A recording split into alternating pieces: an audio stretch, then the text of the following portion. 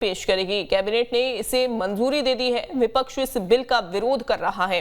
उनका मानना है कि इससे अल्पसंख्यकों के अधिकारों का हनन होगा।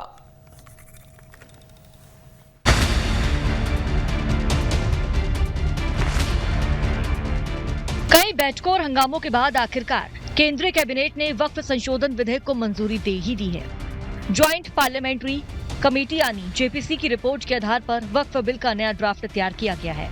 इससे पहले बजट सत्र के पहले चरण में 13 फरवरी को वक्फ बिल पर जेपीसी की रिपोर्ट संसद में पेश हुई थी। विपक्ष ने रिपोर्ट को फर्जी बताया था। इसके बाद संसद में हंगामा भी हुआ था।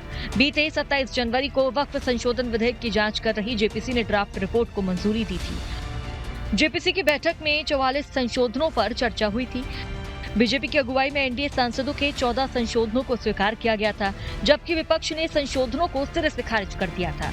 अगस्त 2024 में वक्फ बिल को अल्पसंख्यक मामलों के मंत्री किरेन रिजिजू ने लोकसभा में पेश किया था। इसके बाद इसे जेपीसी के पास भेजा गया था।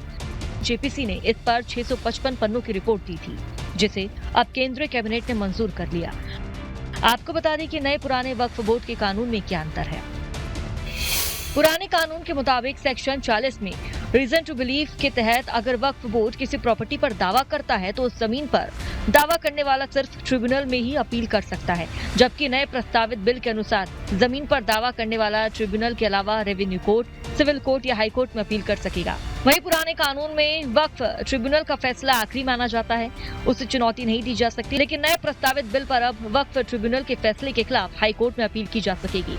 पुराने कानून के अनुसार किसी जमीन पर मस्जिद हो या उसका उपयोग इस्लामिक उद्देश्य के लिए हो तो वो ऑटोमेटिक वक्फ की संपत्ति हो जाती है। लेकिन नए प्रस्तावित बिल में जब तक किसी ने वक्फ को दान में जमीन नहीं दी हो, उस पर भले ही मस्जिद बनी हो, पर वो वक्फ की संपत्ति नहीं होगी।